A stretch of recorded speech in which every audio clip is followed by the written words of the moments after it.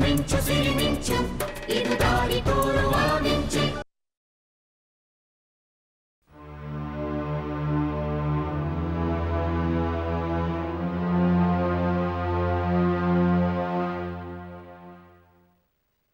ಸರಿಯೋ, ಯಾಕೆ ಇಷ್ಟು ಡಲ್ ಆಗಿದ್ದಿ? ಚಿಟ್ಟು, ಏನಾಯ್ತು ಆಫೀಸ್ನಲ್ಲಿ ಇವತ್ತು? ಆಫೀಸ್ಗೆ ನಮ್ಮ ಮೇಜರ್ ರಾ ಮೆಟೀರಿಯಲ್ ಸಪ್ಲೈಯರ್ಸ್ ಬಂದಿದ್ರು. ಅವ್ರಿಗೆ ಈಗಲೇ ಫುಲ್ ಪೇಮೆಂಟ್ ಮಾಡಬೇಕಂತ. ಸರಿಯೋ, ನೀ ಆ ಸಪ್ಲೈಯರ್ಸ್ ಹತ್ರ ಮಾತಾಡಿದ್ಯಲ್ವಾ? ಡೆಫರ್ ಪೇಮೆಂಟ್ಗೆ ಒಪ್ಕೊಂಡಿದ್ದೀನಿ ತಂದರು, ಮತ್ತು ಈಗ ಯಾಕೆ ಬಲವಂತ ಮಾಡ್ತಿದ್ದಾರೆ? ಮೊದಲು ಒಪ್ಕೊಂಡಿದ್ರು, ಆದರೆ ಈಗ ಇದ್ದಕ್ಕಿದ್ದ ಹಾಗೆ ಪೇಮೆಂಟ್ ಬೇಕು ಅಂತ ಕೂತಿದ್ದಾರೆ. ನಿಮ್ಮ ಕಂಪ್ನಿ ಮಾರಿ ಹಣ ಕೊಡ್ತಿರೋ ಅಥವಾ ಬೇರೆ ಏನಾದರೂ ವ್ಯವಸ್ಥೆ ಮಾಡ್ತಿರೋ ಅದು ನಿಮಗೆ ಬಿಟ್ಟಿದ್ದು. ಒಟ್ಟಿನಲ್ಲಿ ನಮ್ಮ ಪೇಮೆಂಟ್ ನಮಗೆ ಬರಬೇಕು ಅಂತ ತುಂಬ ನಿಷ್ಠುರವಾಗಿ ಮಾತಾಡಿದ್ರು ಅಪ್ಪಾಜಿ. ಕಂಪನಿ ಚೆನ್ನಾಗಿದ್ದಾಗ ಎಲ್ಲರೂ ನಮ್ಮ ಸ್ನೇಹಿತರೇ ಅಮ್ಮ. ಆದರೆ ಈ ದುಸ್ಥಿತಿಗೆ ಬಂದಿದೆ ನೋಡು, ಅದಕ್ಕೆ ಎಲ್ಲರೂ ನಮ್ಮಿಂದ ದೂರ ಹೋಗ್ತಾ ಇದ್ದಾರೆ ಅಷ್ಟೇ. ಈಗ ಅವ್ರಿಗೆ ಪೇಮೆಂಟ್ ಹೇಗೆ ಮಾಡೋದು ಪಾಪ? ಹಣ ಹೇಗೋ ಹೊಂದಿಸ್ಬೋದಯ್ಯ, ಆದರೆ ಒಪ್ಕೊಂಡು ಹೋಗಿದ್ದವರು ಮತ್ತೆ ಯಾಕೆ ಹೀಗೆ ಹಠ ಮಾಡ್ತಾ ಇದ್ದಾರೆ ಅಂತ.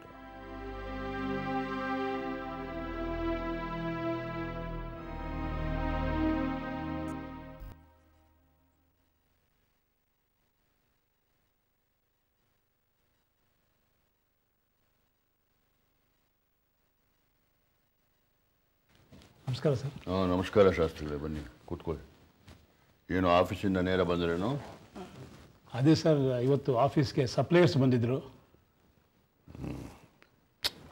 ಅದೇ ವಿಷಯ ನಾವು ಮಾತನಾಡ್ತಾ ಇದ್ದೀವಿ ಶಾಸ್ತ್ರಿಗಳೇ. ಅಲ್ಲ, ಅದೇನು ಅದು ಡೆಫರ್ಡ್ ಪೇಮೆಂಟ್ ಒಪ್ಕೊಂಡವರು ಈಗ ಯಾಕೆ ಹಠ ಮಾಡ್ತಾ ಇದ್ದಾರೆ? ಸಪ್ಲೈಯರ್ಸು ತಮ್ಮ ಮಾತಿಗೆ ತಪ್ಪೋದಕ್ಕೆ ಕಾರಣ ಹೊಸದಾಗಿ ಬಂದಿರೋ multinational company UK international surgicals company. ಏನು ಹೇಳ್ತಾ ಇದ್ದೀರಿ ಶಾಸ್ತ್ರಿಗಳೇ? ಹೌದು ಸರ್, ನಮ್ಮ ಕಂಪ್ನಿಲಿ ಕೆಲಸ ಮಾಡ್ತಾ ಇದ್ನಲ್ಲ ಸಂಪತ್ತು, ಅವನು ಡಿಸ್ಮಿಸ್ ಆದಮೇಲೆ UK ಇಂಟರ್ನ್ಯಾಷನಲ್ ಸರ್ಜಿಕಲ್ ಕಂಪ್ನಿ ಸೇರ್ಕೊಂಡಿದ್ದಾನೆ ಸರ್. ಆ ಸಂಪತ್ಗೆ ನಮ್ಮ ಕಂಪ್ನಿ ಫೈನಾನ್ಷಿಯಲ್ ಪೊಸಿಷನ್ನು ಚೆನ್ನಾಗಿ ಗೊತ್ತಿತ್ತು. ನಮ್ಮ ಕಂಪ್ನಿ ಸೀಕ್ರೆಟ್ಸ್ನೆಲ್ಲ ಅವ್ರು ಹೇಳಿದ್ದಾನೆ ಸರ್. ಅದನ್ನೆಲ್ಲ ತಿಳ್ಕೊಂಡು ಮಲ್ಟಿನ್ಯಾಷನಲ್ ಕಂಪ್ನಿಯವರು ಪರಿಸ್ಥಿತಿ ಲಾಭ ಪಡೆಯೋಕ್ಕೆ ಪ್ರಯತ್ನ ಮಾಡ್ತಾ ಇದ್ದಾರೆ ಸರ್.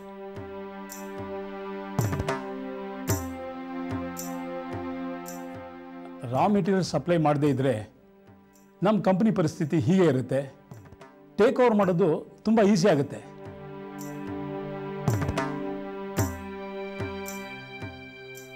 ಒಂದು ವೇಳೆ ರಾ ಮೆಟೀರಿಯಲ್ ಸಪ್ಲೈ ಮಾಡಿದ್ರೆ ನಮ್ಮ ಕಂಪ್ನಿ ಪರಿಸ್ಥಿತಿ ಸುಧಾರಿಸುತ್ತೆ. ಆವಾಗ ಅವ್ರು ಟೇಕ್ ಓವರ್ ಮಾಡೋದು ಕಷ್ಟ ಆಗುತ್ತೆ. ಅದಕ್ಕೆ ಅವ್ರ ಸಪ್ಲೈಯರ್ಸ್ಗೆ UK ಇಂಟರ್ನ್ಯಾಷನಲ್ ಸರ್ಜಿಕಲ್ ಕಂಪ್ನಿಯವರು ಯಶಸ್ವಿ ದಾಸ್ ಕಂಪ್ನಿನ ಟೇಕ್ ಓವರ್ ಮಾಡಿದ್ಮೇಲೆ ನಿಮಗೆ ಫುಲ್ ಪೇಮೆಂಟ್ ಮಾಡ್ತೀವಿ, ಹಾಗೆ ಒಳ್ಳೆ ಆರ್ಡರ್ಸ್ ಕೊಡ್ತೀವಿ ಅಂತ ಹೇಳಿ ಅವ್ರನ್ನ ಅವ್ರ ಕಡೆ ಎಳೆದಿಟ್ಕೊಂಡಿದ್ದಾರೆ ಸರ್.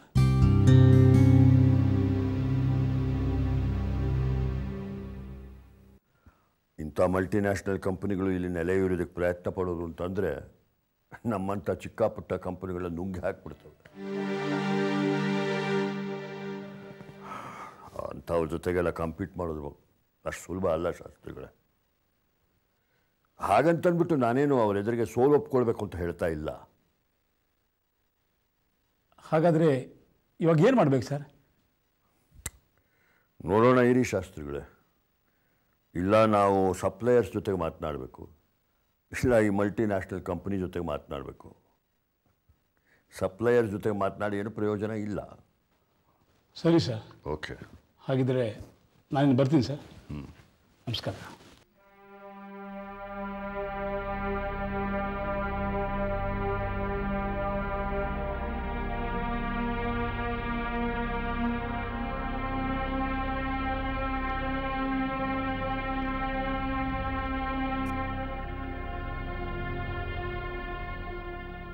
ಸಾರಿ ಅಪ್ಪಾಜಿ, ನನಗೆ ಬಿಸ್ನೆಸ್ನಲ್ಲಿ ಅಷ್ಟು ಅನುಭವ ಇಲ್ಲ. ಒಂದು ಮಾಡೋಕ್ಕೆ ಹೋದರೆ ಇನ್ನೊಂದೇನೋ ಆಗ್ತಾಯಿದೆ. ನನ್ನಿಂದಾಗಿ ನಿಮ್ಮ ಚಿಂತೆಗಳು ಇನ್ನೂ ಜಾಸ್ತಿ ಆಗ್ತಿದೆ. ಬಿಸ್ನೆಸ್ ಅಂದ್ರೇ ಹೀಗಮ್ಮ, ಪರಿಸ್ಥಿತಿಗಳು ಹೀಗೆ ಬರ್ತಾನೆ ಇರ್ತವೆ. ಯಾವಾಗಲೂ ನಾವು ನಿರೀಕ್ಷಿಸಿದ ರೀತಿಯಲ್ಲೇ ಅನುಕೂಲವಾಗಿರೋದಿಲ್ಲ. ಪಾಪ ಮುಂದೆ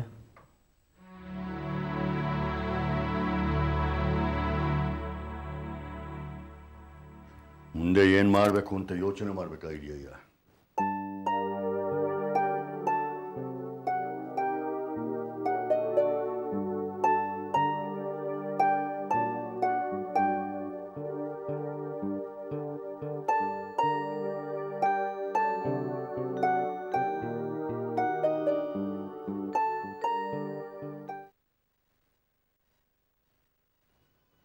ಚಿತ್ತು, ಸರಿಯೋ, ನನ್ನ ತಲೆಗೊಂದು ವಿಚಾರ ಬಂದಿದೆಯಮ್ಮ.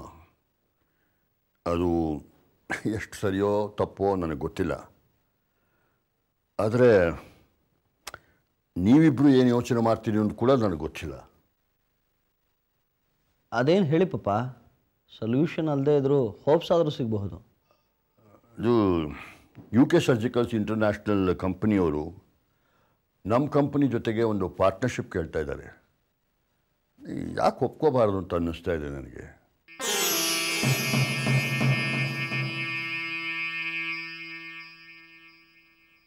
ಪಾಪ ನೀವು ಈ ಮಾತು ಹೇಳ್ತಾ ಇದ್ದೀರಾ? ಸರಿಯೋ, ನಿನಗೇನು ಅನ್ಸುತ್ತಮ್ಮ? ಅಪ್ಪಾಜಿ, ನಾನು ಯಾಕೆ ಇದಕ್ಕೆ ಒಪ್ಕೊಂಡೆ ಅಂತಂದರೆ, ಈ ಕಂಪ್ನಿ ಮಾರೋದಕ್ಕಿಂತ ಪಾರ್ಟ್ನರ್ಶಿಪ್ ಒಪ್ಕೊಳ್ಳೋದು ಬೆಟರ್ ಅಂತ ಅನ್ನಿಸ್ತು. ಅದಕ್ಕೆ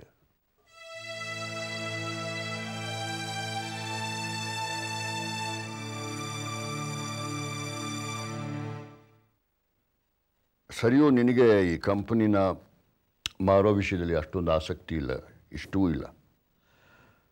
ಹಾಗೆ ನೋಡೋಕೆ ಹೋದರೆ ನನಗೂ ತುಂಬ ದುಃಖ ಆಗುತ್ತಮ್ಮ ಈ ಕಂಪನಿ ಮಾರಿದ್ರೆ.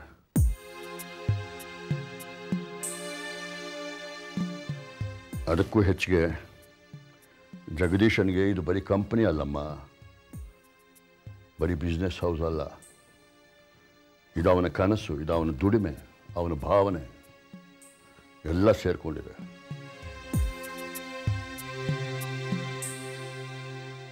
ಹಾಗಾಗಿ ನೀನು ಈ ಕಂಪನಿನ ಮೇಲೆ ಎತ್ತಬೋದು ಅಂತ ನೀನು ನಿರ್ಧಾರ ಹೇಳಿದಾಗ ಸರಿ ಅಂತ ಅನ್ನಿಸ್ತು.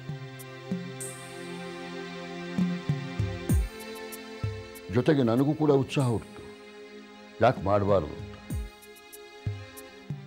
ಅದಕ್ಕೆ ಈ ಇಂಟರ್ನ್ಯಾಷನಲ್ ಕಂಪ್ನಿ ಜೊತೆಗೆ ನಾವು ಪಾರ್ಟ್ನರ್ಶಿಪ್ ಮಾಡಿದ್ರೆ ಅಟ್ಲೀಸ್ಟ್ ಅರ್ಧ ಕಂಪ್ನಿ ನಮ್ದಾಗಿ ಉಳಿಯುತ್ತಲ್ವ, ಅದಕ್ಕೋಸ್ಕರ ಹಾಗೆ ಯೋಚನೆ ಮಾಡಿದೆ. ಆದರೆ ಪಾಪ ಅವತ್ತು ನೀವೇ ಹೇಳಿದ್ರಲ್ಲ, ಈ MNC ಅವರೆಲ್ಲ ಮೋಸಗಾರರು, ನಮ್ಮಂಥ ಕಂಪ್ನಿಗಳನ್ನು ನುಂಗ್ ಹಾಕೋಕ್ಕೆ ನೋಡ್ತಾರೆ ಅಂತ.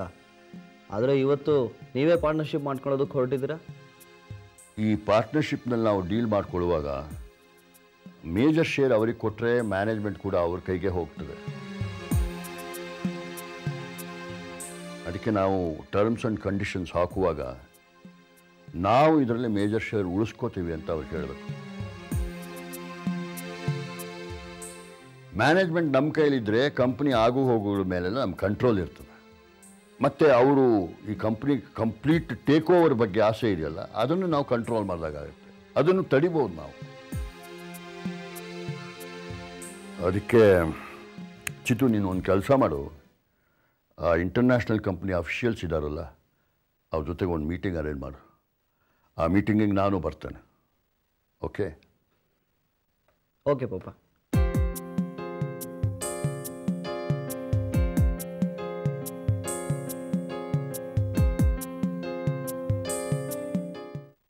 ಹಲೋ, ನಾನು Bhuvan Bhandari, UK international surgicals south Indian establishment incharge. ಇವರು ಮಿಸ್ಟರ್ ಅಸಿತ್ ಸೇನ್, ನಮ್ಮ ಕಂಪನಿಯ Indian establishment chief. Sir, my son Chittaranjan Das, ನನ್ನ ಸೊಸೆ Sariyu Das, chairperson of our company. ನಾನು Shankar Das. Okay then, shall we go ahead with the meeting? Yes sir. Mister Das, shall we proceed with the meeting please. Sir, ನೀವುಗಳು ನಮ್ಮ office ಬಂದಿರೋದು ತುಂಬಾ ಸಂತೋಷ. ಈಗಾಗಲೇ ನಾನು mister Jagadish Das ಅವರಿಗೆ ನಮ್ಮ ಪ್ರಪೋಸಲ್ ಇಟ್ಟಿದ್ದೆ, ಬಟ್ ಅನ್ಫಾರ್ಚುನೇಟ್ಲಿ ಅವರು ಅದಕ್ಕೆ ಒಪ್ಕೊಳ್ಳಿಲ್ಲ. ಆಗ ಪರಿಸ್ಥಿತಿ ಇಷ್ಟು ಕ್ರಿಷಿಯಲ್ ಆಗಿರಲಿಲ್ಲ. ಈಗ ಸಂದರ್ಭ ಹೇಗಿದೆ ಅಂದರೆ ನಾವು ನಿಮ್ಮ ಆಫರ್ನ ಕನ್ಸಿಡರ್ ಮಾಡಬೇಕಾದಂಥ ಪರಿಸ್ಥಿತಿ ಇದೆ. ಮಿಸ್ಟರ್ ಶಂಕರ್ ದಾಸ್, ನಮ್ಮ ಕಂಪನಿ UK ಇಂಟರ್ನ್ಯಾಷನಲ್ ಸರ್ಜಿಕಲ್ಸ್, ನಿಮ್ಗೆ ಗೊತ್ತಿರೋ ಹಾಗೆ ಇಟ್ಸ್ ಅ ಮಲ್ಟಿನ್ಯಾಷನಲ್ ಕಂಪನಿ. ನಮ್ಮ ಕಾರ್ಪೊರೇಟ್ ಪಾಲಿಸಿ ಪ್ರಕಾರ ಈ ನಾವು ಕೊಲ್ಯಾಬರೇಟ್ ಮಾಡಬೇಕಾದ್ರೆ ನಮ್ಮದೇ ಆದ ಟರ್ಮ್ಸ್ ಆ್ಯಂಡ್ ಕಂಡೀಷನ್ಸ್ ಇದ್ದಾವೆ. Will let you know that. ನೀವು ನಿಮ್ಮ ಟರ್ಮ್ಸ್ ಆ್ಯಂಡ್ ಕಂಡೀಷನ್ಸ್ ಏನಿದೆ ಅದನ್ನು ತೋರಿಸಿ. Will keep the two together. We will use it as the working document, and the process of negotiation will start from here.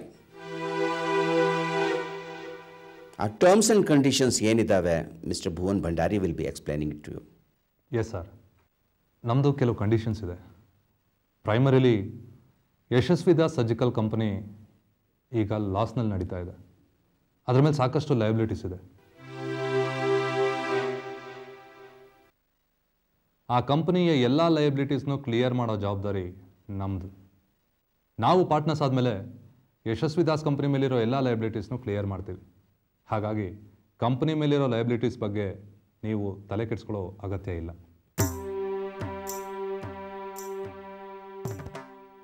The second one, UK international surgicals Yashasvi Das company ಜೊತೆ partner ಆಗಿರುತ್ತೆ. I mean 51% partnership ನಮ್ಮದು, 49% ನಿಮ್ಮದು. Last but not the least, ನಾವು partners ಆದಮೇಲೆ ಯಶಸ್ವಿ ದಾಸ್ ಕಂಪನಿಯ ಪ್ರಾಫಿಟ್ನ ನಮ್ಮ partnership share basis ಮೇಲೆ ಡಿವೈಡ್ ಮಾಡ್ಕೊಳ್ಳೋದು. 51% ಆಫ್ ಪ್ರಾಫಿಟ್ ನಮಗೆ, ಇನ್ನುಳಿದ 49% ಪ್ರಾಫಿಟ್ ನಿಮಗೆ. ಸೊ ಈ ಕಂಡೀಷನ್ಸ್ಗೆಲ್ಲ ನಿಮ್ಮ ಒಪ್ಪಿಗೆ ಇರೋದಾದರೆ ಪ್ಲೀಸ್ ಹೇಳಿ.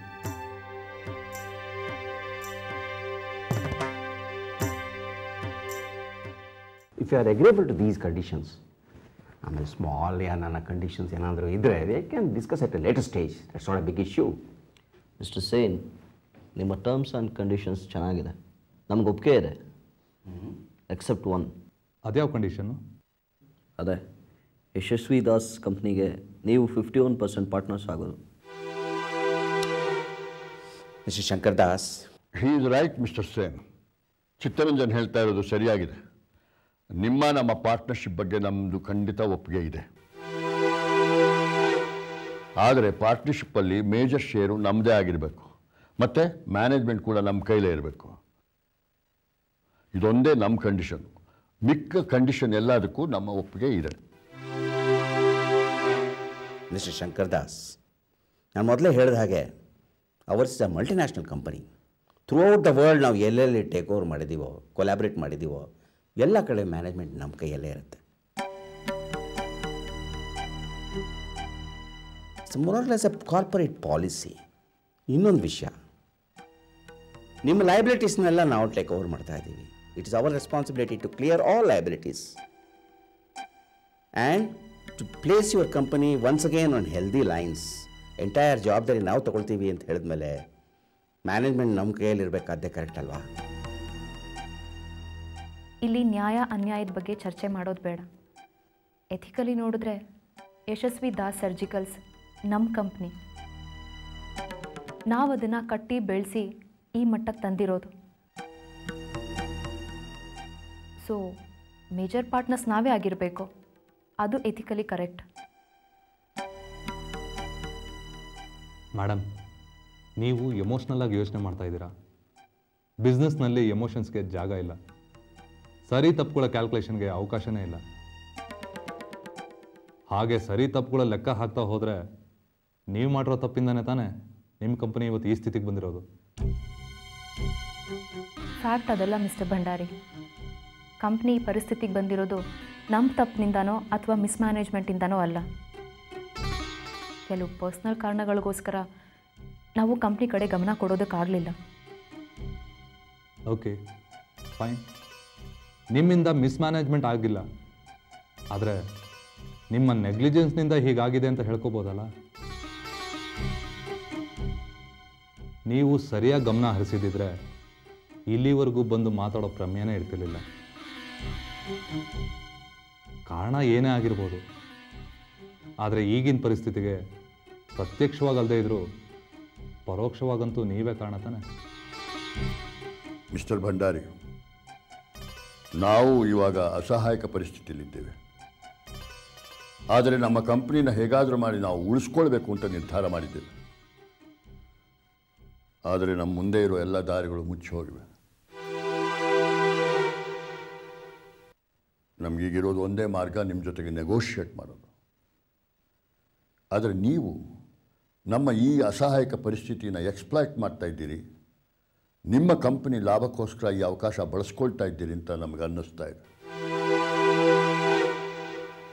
Mister Shankar Das, everything is fair in love and war ಅಂತ ಕೇಳಿದ್ದೀರಲ್ವಾ? Same logic works in business also. ನೀವು ನಮ್ಮನ್ನು ಎಕ್ಸ್ಪ್ಲಾಯ್ಟ್ ಮಾಡ್ತಾ ಇದ್ದೀವಿ ಅಂತ ಕರೆದ್ರೂ ಕರಿಬೋದು, ಆರ್ ಏನೋ ಆಪರ್ಚುನಿಸ್ಟ್ ಅಂತ ಅಂದರೂ ಅನ್ಬೋದು. ಆದರೆ ಅದಕ್ಕೆ ಇನ್ನೂ ಒಂದು ಹೆಸರು ಇದೆ, ಬಿಸ್ನೆಸ್ ಟ್ಯಾಕ್ಟಿಕ್ಸ್ ಅಂತ. It's not that I don't understand your feelings. ನಿಮ್ಮ ಫೀಲಿಂಗ್ಸ್ ನಂಗೆ ಅರ್ಥ ಆಗುತ್ತೆ. But then we are in business, isn't it? Business is business. There's no place for emotions. Sir, ನೀವು 49% ಪಾರ್ಟ್ನರ್ಸ್ ಆದರೆ ಏನು? It does not make any difference. ಇದರಿಂದ ನಿಮ್ಮ ಪೊಸಿಷನ್ಗೆ ಯಾವ ವ್ಯತ್ಯಾಸನೂ ಆಗೋದಿಲ್ಲ. ನೀವು ಮ್ಯಾನೇಜ್ಮೆಂಟ್ನಲ್ಲಿ ಇದ್ದೇ ಇರ್ತೀರ. ಮ್ಯಾನೇಜ್ಮೆಂಟ್ ಡಿಸಿಷನ್ಸ್ನಲ್ಲಿ ನಿಮ್ಮದು ಆ್ಯಕ್ಟಿವ್ ಪಾರ್ಟಿಸಿಪೇಷನ್ ಇದ್ದೇ ಇರುತ್ತೆ. ಮಿಸ್ಟರ್ ಭಂಡಾರಿ, ನೀವು ಹೇಳಿದ ಹಾಗೆ ನಾವು ಮ್ಯಾನೇಜ್ಮೆಂಟ್ನಲ್ಲಿ ಇರ್ತೀವಿ, ನಮ್ಮ ಪಾರ್ಟಿಸಿಪೇಷನ್ ಇರುತ್ತೆ. ಆದರೆ ಪವರ್ಸ್ ನಮ್ಮ ಕೈನಲ್ಲಿ ಇರೋದಿಲ್ಲ. ಹಾಗೆ ನಮ್ಮ ಮಾತಿಗೆ ಬೆಲೆನೂ ಇರೋಲ್ಲ. We will be just puppets. ನಿಮ್ಮ ಕೈ ಗೊಂಬೆಗಳಾಗಿರ್ತೀವಿ. ಮ್ಯಾನೇಜ್ಮೆಂಟ್ನಲ್ಲಿ ನಿಮ್ಮ ಡಿಸಿಷನ್ನೇ ಫೈನಲ್. ಕೊನೆಗೆ ನಮ್ಮ ಕಂಪ್ನಿಯಲ್ಲೇ ನಾವು ಅಪರಿಚಿತರಾಗ್ಬಿಡ್ತೀವಿ.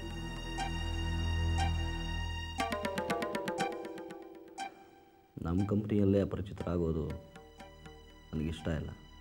ಮಿಸ್ಟರ್ ಚಿತ್ತರಂಜನ್ ದಾಸ್, ನಾವಿಲ್ಲಿ ನೆಗೋಷಿಯೇಷನ್ ಅಂತ ಕೂತಿದ್ದೇವೆ.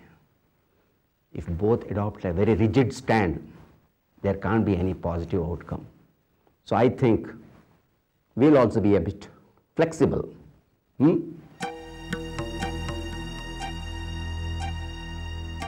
ಸೊ ಮಿಸ್ಟರ್ ಶಂಕರ್ ದಾಸ್, ನಮ್ಮ ಕೈಯಲ್ಲಿ ಏನು ಸಾಧ್ಯ ಇದೆ, within those limitations we will try to find out how best we can give you some positive role in the management.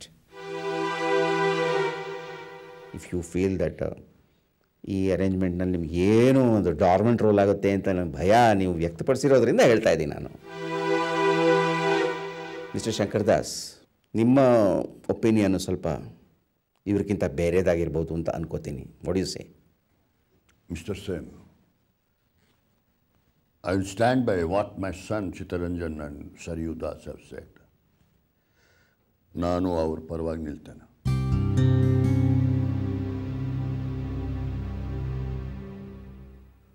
In fact ಅವರಿಬ್ಬರು ನನ್ನ ಅಭಿಪ್ರಾಯನ ನಿಮ್ಮ ಎದುರಿಗೆ ಹೇಳಿದ್ದಾರೆ. ಸಡನ್ನಾಗಿ ಆ ಥರ ಒಂದು ಡಿಸಿಷನ್ಗೆ ಬರಬೇಡಿ mister Shankar Das. Give it another thought. ನೀವು ಕೂಡ ಮಿಸ್ಟರ್ ಸೇನ್ ಯೋಚನೆ ಮಾಡಿ. ನಮ್ಮದಿರೋದು ಒಂದೇ ಕಂಡೀಷನ್ನು, ಈ ಡೀಲ್ನಲ್ಲಿ ನಾವು ಮೇಜರ್ ಪಾರ್ಟ್ನರ್ಸ್ ಆಗಿರ್ತೀವಿ ಅಂತನ್ನೋದು. ಸೊ ದಯವಿಟ್ಟು ಈ ಕಂಡೀಷನ್ ಬಗ್ಗೆನೂ ನೀವು ಕನ್ಸಿಡರ್ ಮಾಡಿ. Okay then. As I told you earlier, I have to consult my higher-ups. Thereafter I should get back to you. Okay?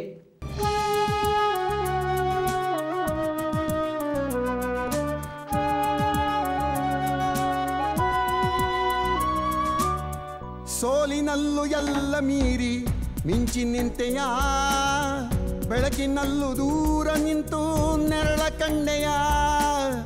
ಹೆಜ್ಜೆಯಲ್ಲಿ ಹಾದಿ ಮೂಡಿ ನೀಗಿ ಬಂಧನ, ನೀನೇ ಭೂಮಿ ನೀನೇ ಬಾನು ನೀನೇ ನಂದನ. ಮಿಂಚು ಮಿಂಚು ಸಿರಿ ಮಿಂಚು ಇದು ದಾರಿ ತೋರುವ ಮಿಂಚು, ಒಳ ಮಿಂಚು ಮಿಂಚು ಸುಳಿ ಮಿಂಚು ಇದು ಬೇಟೆಯಾಡು